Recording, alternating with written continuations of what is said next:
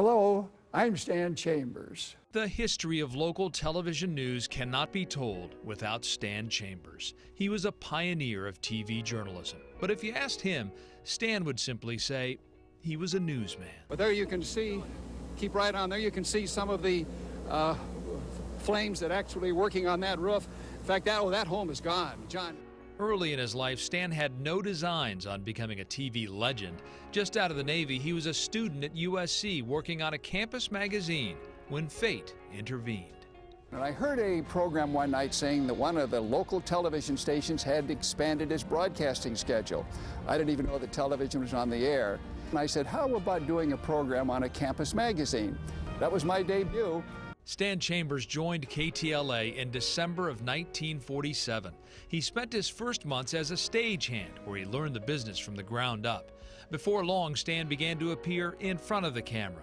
Then, in 1949, Stan and KTLA made history. It was the story of Kathy Fiscus, a 3-year-old girl who fell down a well in San Marino. For 27 hours, Stan and his colleague, Bill Welsh, broadcast the rescue effort live for the handful of television sets in the city. The report gripped Angelenos and is recognized as the first live coverage of a breaking news story. For the first time, they experienced the long form of television, that they were a part of this whole broadcast from the moment they started looking. With the Kathy Fiscus telecast, we went into it and did it. And it was over before I had any idea of the impact of it. Regular local newscasts were still years away, but if there was a big story in LA, Stan Chambers was there. What do you mean? There it is, that brilliant flash, that white light that precedes the explosion of the atomic bomb number 17. That all changed in 1962 when KTLA launched its first daily news program. Of course, Stan Chambers took his place on that broadcast. He would not leave the airwaves for another 48 years. Now from KTLA News Control, here is Stan Chambers. Good evening, everyone. Welcome to News Control. First, this late report. As time passed, Stan Chambers became the dean of Los Angeles reporters.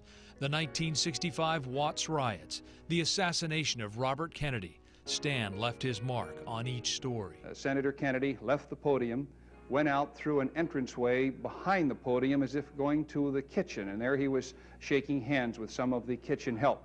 And that's when the shooting took place.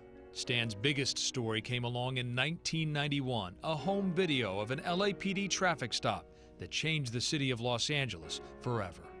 Late last Saturday night and early Sunday morning, there was a police pursuit here in the Lakeview Terrace area. It came to an end at the 11,700 block of Foothill Boulevard. George Holliday lives across the street. He had his video camera out, and it recorded what happened as the suspect was being arrested. Stan would continue to report well into his 80s. He was on the air for more than 6 decades and reported more than 22,000 stories for KTLA.